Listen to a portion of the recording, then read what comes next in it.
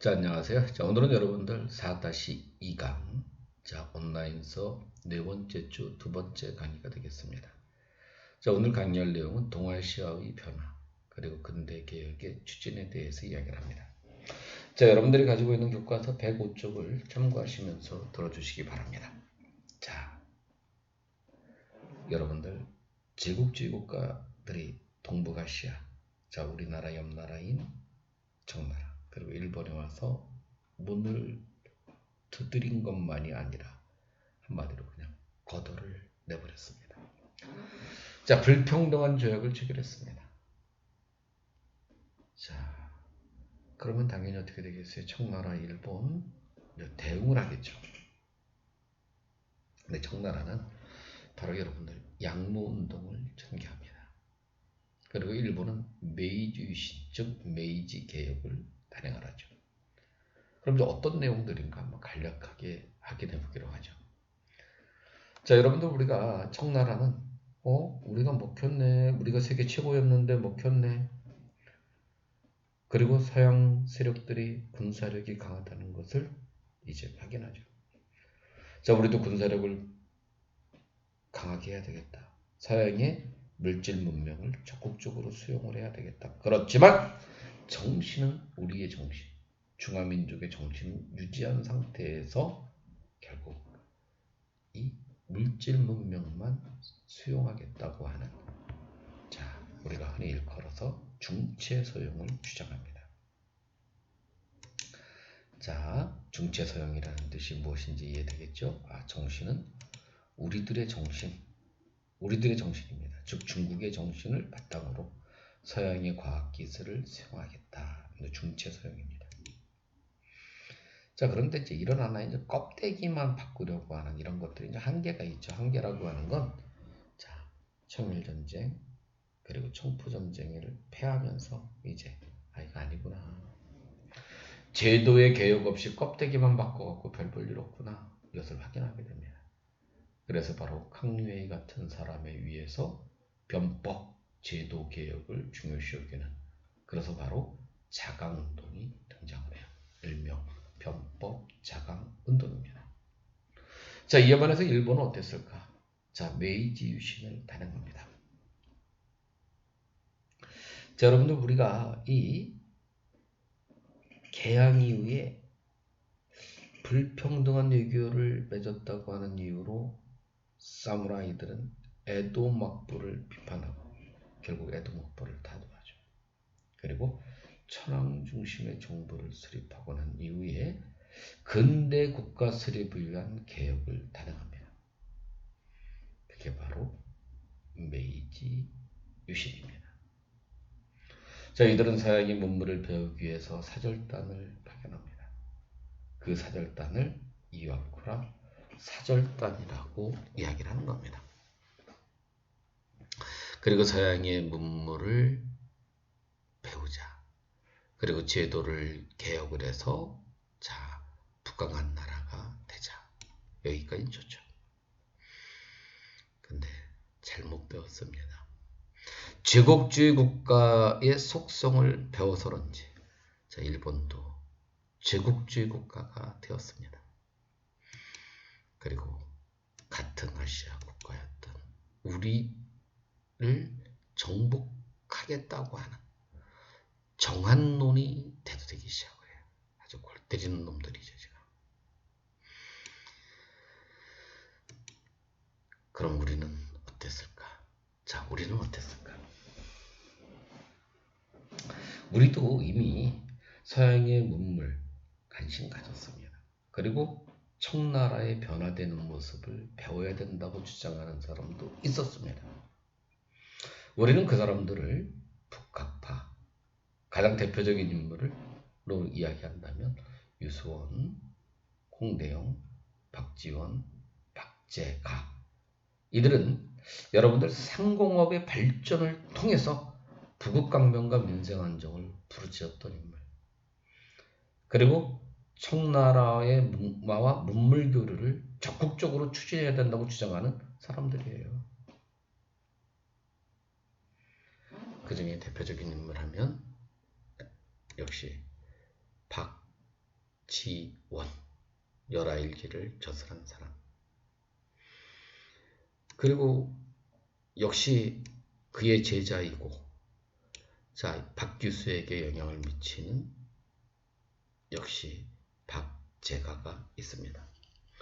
여러분들 박제가 같은 경우에는 여러분들 많이 들어봤을 겁니다. 규장각의 검서관 출신의 서울 출신입니다. 당대 천재소년이라고 해서 장안을 떠들썩하게 했던 인물입니다. 소비를, 권장을 적극적으로 주장했던 인물. 자, 그렇지만 박지원이나 박제가는 노론의 핵심 세력이 아니에요. 서장파, 주변부 세력이었습니다. 그래서 이들의 주장이 정부 정책에 반영되지 않았습니다. 그렇지만 박지원의 손자인 박규수에게는 많은 영향을 미치죠. 그래서 박규수는 역시 19세기의 대표적인 정치인입니다. 그리고 역시 이 사람은 여러분들 서양과의 통상을 주장했던 인물이기도 하고 신분을 초월한 교류를 했던 당시에 어떤 면에서 볼 때 진보적 성향을 띤 정치인이라고 이야기를 할 수 있을 겁니다. 자, 그 중에 대표적인 중인 출신의 인물들이 있습니다. 자, 한 사람은 강화도 출신이자 한의사였던 유홍기. 그리고 또 한 사람은 역관 출신이었고 당대에 엄청난 부를 축적했던 여러분들 이 중인의 오경석이 있습니다. 신분을 초월한 교류, 우정을 쌓았던 인물들입니다. 자, 당대 최고의 그러나 서양 문물에 대한 지식을 갖고 있었던 유홍기는 자기의 절친이었던 오경석이 청으로부터 서양의 문물을 소개시켜주는 책, 영안지략, 해국도지 같은 책을 받아서 자, 박규수가 소개해 줍니다. 당대 최고의 소장파 관료들 김옥균, 서강범, 서재필, 박영용, 김홍직 같은 사람을 유홍기에게 소개시켜주는 유홍기는 그들을 자, 오경석을 통해서 배운 서양의 문물을 소개하고 우리나라도 이제 문을 열어야 된다고 하는 개화를 해야 된다고 하는 그런 하나의 생각을 심어주게 되죠. 그래서 유홍기를 따르는 그 제자 그룹들을 우리는 개화 사상가라고 이야기를 하는 겁니다. 그리고 우리가 흔히 이야기하는 개화파죠. 개화파입니다. 물론 이 사람들이 모두 똑같은 방향으로 가는 건 아닙니다. 그리고 개혁의 강도가 똑같지도 않았습니다. 자, 이 김홍직 같은 사람은 점진적 변화를 추구하고 우리의 모델은 중국의 양문동이라 주자라고 주장했던 온건계아파도 있고, 자, 또 어떤 사람들은 자, 일본의 문명계열은 메이주신을 본받아야 된다. 제도의 개혁을 통해서 우리도 근대사회로 전환을 해야 돼. 이렇게 주장했던 김옥균 같은 사람도 있는 겁니다. 그래서 어쨌든 이들은 새로운 문물을 적극적으로 수용을 주장했던 사람들이라는 거 꼭 기억해 두셔야 되겠죠. 그리고 역시 우리나라는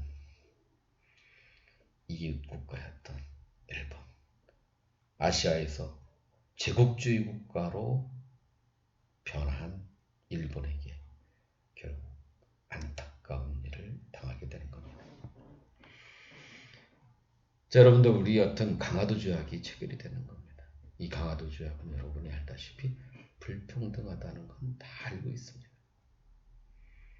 그럼 이런 강화도 조약이 체결돼서 우리가 근대 사회로의 이렇게 전환을 시작하는 계기가 되는 이 강화도 조약은 왜 이루어졌을까? 한번 배경을 살펴보기로 하죠. 여러분들 드디어 1873년에 흥선대원군이 하야를 해요. 그럴 수밖에 없는 게, 이 고종이 이미 어른이 됐습니다. 성인이 됐어요. 당연히 친히 정치해야 될 나이가 됐습니다. 그래서 고종의 부인이었던 명성황후가 당대 최고의 그런 하나의 이 정계기였던 최익현에게 이야기를 하죠. 자, 이제 우리 남편 고종이 성인이 됐으니까 친정해야 되지 않느냐.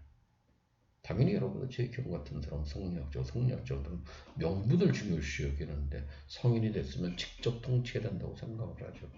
그래서 바로 여론을 팍 조성을 해서 유생들이 결국 여러분들 압박을 가해서 흥선대원군이 드디어 물러납니다. 흥선대원군이 물러난 그 자리에는 명성황후를 비롯한 민씨 일족들이 차지하게 되고, 그들은 여러분들 흥선대원군의 세국 정책을 추진했다면 약간의 문호를 개방하는 쪽으로 가겠죠. 거기에 일본의 운요 사건이 발생합니다. 일본의 무력 시위로 인해서 어쩔 수 없이 문호를 개방하는 결과를 가져오는 거예요. 자, 이래서 결국 체결된 조약이 강화도 조약입니다. 자, 강화도에서 이루어졌으니까 강화도 조약이겠죠. 1876년입니다. 자, 우리가 강화도 조약의 전문을 보고 우리가 추정을 할 수 있겠죠. 어떤 내용이 담겨져 있을까?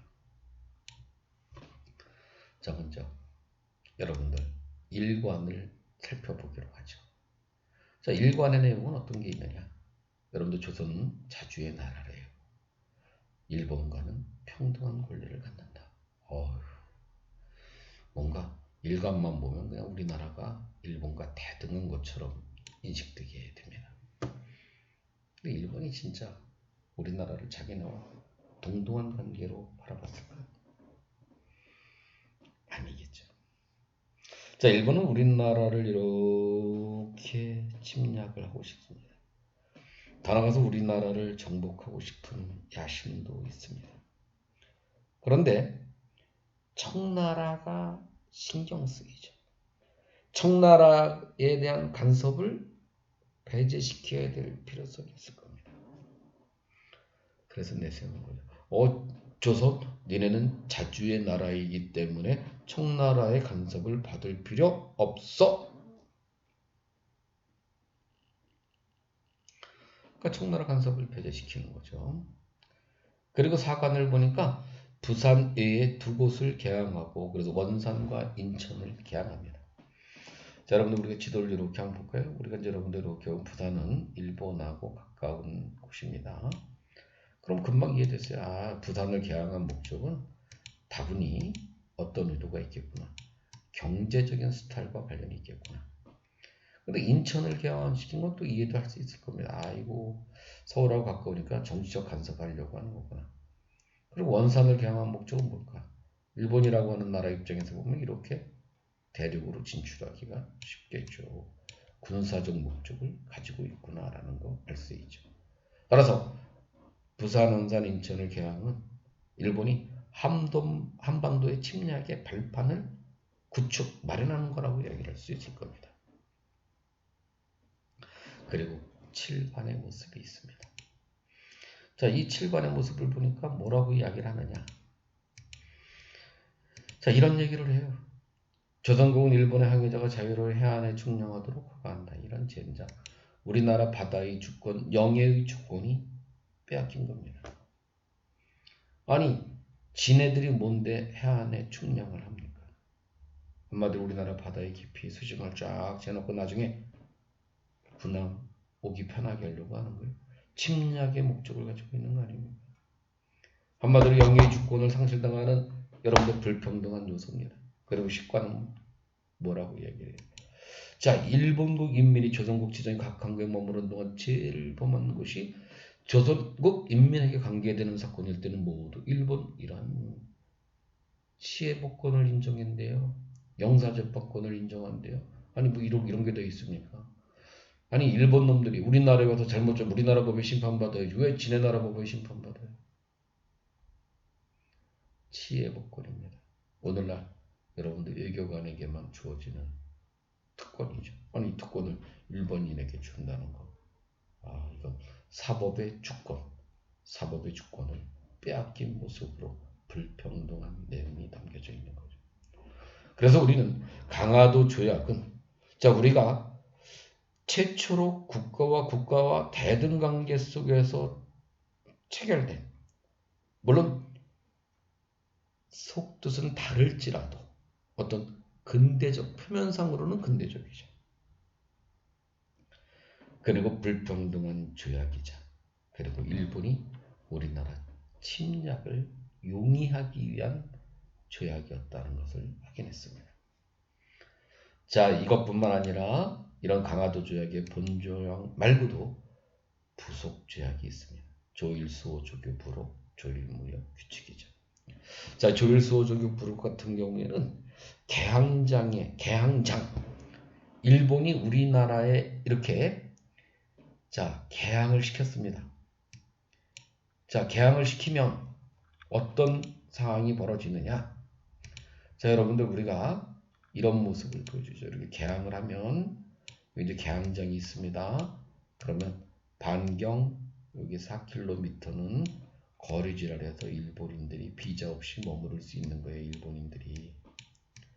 자, 그럼 이 개항장 안에 이 4km는 여러분들 일본인들이 자유롭게 살 수 있는 거. 여기에서 일본 화폐 사용도 가능하고, 그리고 여기서 우리나라 상인들과 교류할 수 있다는 겁니다. 엄청난 혜택이 주어지는 겁니다. 그리고 조일무역 규칙은 일본의 무제한의 양곡, 쌀을 가져갈 수 있는 걸 허용하는 거예요. 일본에도 여러분들 역사적으로 보면 식량이 자급화된 적이 없어요. 항상 부족했어요. 그래서 우리나라 여러분들 강가나 해안가에 몰려와서 노략질을 일삼았던 겁니다. 그리고 여러분들 관세를 부과하지 않는 무관세였습니다. 지금 강화도 조약, 본조약이나 부속 조약, 불평등한 요소가 참 많이 있죠. 자, 그러면 이와 같은 이제 강화도 조약이 체결됐으면 또 서구 열강하고는 어떤 조약을 체결했을까? 자, 여러분들, 우리나라가 서구 열강과 최초로 맺은 조약이 조미 수호 통상 조약이 되는 겁니다. 자, 조미 수호 통상 조약이 미국하고 맺는 조약입니다. 그럼 이런 조미 수호 통상 조약의 청나라 역할이 되게 중요해요. 그 중에 여러분들 주일주중공사관의 관원이었던 황준센, 그냥 우리나라 말로는 황준헌입니다. 이 사람이 조선 책략이라고 하는 책을 썼습니다. 그리고 김홍집이 이것을 갖고 들어와서 고종에게 주죠. 그리고 이제 결국 고종은 이 책을 보고 여러 고민을 합니다. 그리고 위정척사가들의 반대, 바로 보수적인 성향을 띤 유생들의 반대에도 불구하고 미국과 조약을 체결하는 겁니다. 이게 조미 수호 통상 조약의 내용입니다. 그러면 황준호는 무슨 이유로 미국과 수호를 체결해야 된다고 했을까? 자, 보세요. 조선은 땅은 실로 아시아의 요충지를 차지하고 있어. 러시아가 영토를 넓히려고 한다면 반드시 조선으로부터 시작할 것이다. 그렇다면 러시아를 막는 책략은 무엇인가? 중국과 친하고 일본과 맺고 미국과 이어져야 된다. 그래서 자강해야 된다. 이런 얘기입니다. 자, 지금 황준헌이라고 하는 사람이 이야기한 거는 지금 뭐냐면, 지금 러시아가 결국 팽창을 하면 그 팽창의 방법이 지금 한반도로부터 시작한다. 여기서부터 이렇게 내려올 거라는 거죠. 이렇게 갈 거라는 거죠. 이것을 끊기 위해서는, 이것을 끊기 위해서입니다. 조선이라고 하는 나라는 지금 세 나라와 친하게 지내야 된다는 거예요. 자, 자기네 나라 청나라, 그리고 강화도 조약을 체결한 일본. 여기까지는 이해합니다. 그런데 새롭게 여러분들 지금 누구하고 여기 미국이라고 하는 나라, 미국이라는 나라랑 이렇게 연합을 해야 된다. 한마디로 미국과 통상조약을 체결해라. 그래서 결국은 조미수 통상조약이 체결이 되죠. 물론 이 조약의 내용은 최혜국 대우, 쉽게 말하면 미국 니네가 최고야, 최고 혜택을 주겠다고 이야기를 한 겁니다. 불평등한 모습이죠.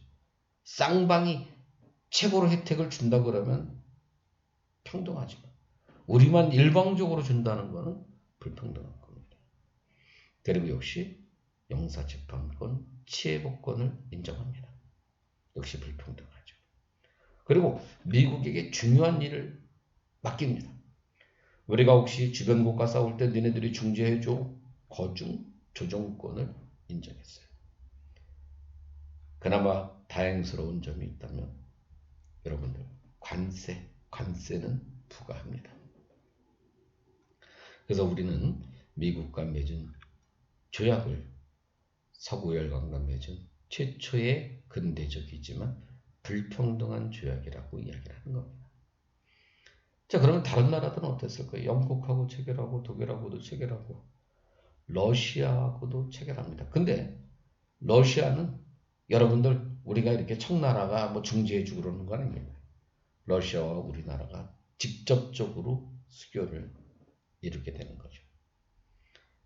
그리고 이 러시아의 나발을 사실 황준원 같은 사람이 상당히 염려하고 있음을 알 수가 있습니다.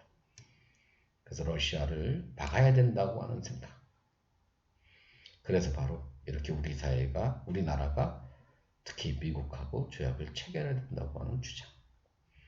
그리고 이제 프랑스가 생각보다 좀 늦어요. 왜냐? 사실 프랑스는 병인양요를 일으킨 우리나라 최초의 사실상 문을 두드린 나라인데 이렇게 늦어진 이유는 뭘까?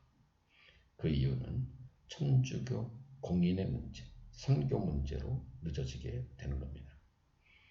자, 이해되셨죠? 자, 그러면 지금 우리 근대적 조약은 강화도 조약, 서구열강과 맺은 최초의 근대적 조약은 조미 수호 통상조약이라는 걸 확인했습니다. 그러면 여러분들 여기까지가 사실은 시험범위예요. 그러니까 지금 여러분들 충분히 이제 대충 감을 잡았을 겁니다. 여기까지가 시험범위구나. 그러면 역시 또 알려주죠. 여러분들 가지고 있는 그런 하나의 100원 쪽에 양모운동하고 메이주이시는 또 뭐 크게 신경 안 쓰셔도 됩니다. 자, 아무래도 이제 국사 시간이기 때문에 역시 시험 범위에서 제외시켰습니다. 그러면 여러분들 이렇게 한번 보세요.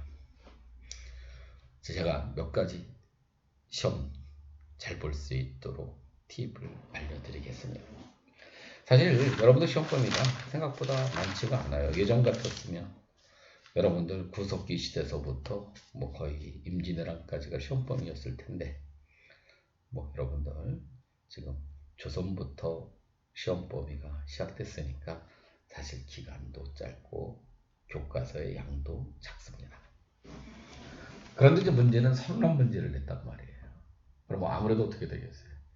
거의 교과서 한 면에 한 문제씩은 출제된다고 봐야 되겠죠. 그래서 교과서를 여러분들 정독해 주시기 바랍니다. 그리고 역시 이제 중학교 때 그런 하나의 시험하고 좀 다른 게 시험 유형이 조금 바뀌죠. 자, 모든 것들은 먼저 자료를 줍니다. 우리가 이제 역사 자료니까 사료라고 이야기를 하죠. 또 사료에는 문헌 사료도 있을 수 있고, 뭐 지도도 있을 수 있고, 그 다음에 사진도 있을 수도 있고, 그림도 있을 수 있습니다. 그럼 역시 사료를 주고 여러분에게 탐구를 요구하겠죠. 그 선택지를 찾아가는 겁니다. 따라서 교과서에 있는 각종 사료를 한번 점검해 주셔야 됩니다. 자, 그리고 여러분들 그렇게 교과서 밑에 보면 역사 탐구 또는 뭐 생각 키우는 역사 읽기 뭐 이런 게 있어요. 자료들이 있습니다. 자, 자료들의 정리를 꼭 해 주셔야 됩니다. 아주 구체적으로 해 주셔야 됩니다. 그리고 이제 마지막으로 이 31문제 중에 26문제가 객관식, 5문제가 여러분들 서답형 서술형 문제입니다. 비율은 7대3, 70점이 객관식 문제고 서답형은 30점이 됩니다. 그런데 여러분들 서답형은 이렇게 좀 자세하게 구체적으로 서술해 주셔야 돼요. 자, 몇 가지 이상, 그럼 몇 가지 조건을 다 충족시켜 줘야 됩니다. 그렇지 않으면 감점을 받습니다. 그래서 제가 봤을 때는 객관식의 문제는 아주 평이한 편이고 서답형의 문제가 구체적으로 서술해야 되기 때문에 그 조건을 맞추면 좋은 결과가 있을 거고 그렇지 않다고 한다면 생각보다 점수가 상당히 낮아질 수 있습니다. 그래서 여러분들 교과서를 정독해 주시기를 다시 한번 요청드립니다. 자, 이것으로서 여러분들 온라인 수업 4번째 주 2번째 강의를 마치기로 하죠. 자, 여러분들 열심히 공부해 주시고 좋은 결과 있기를 기원하겠습니다. 감사합니다.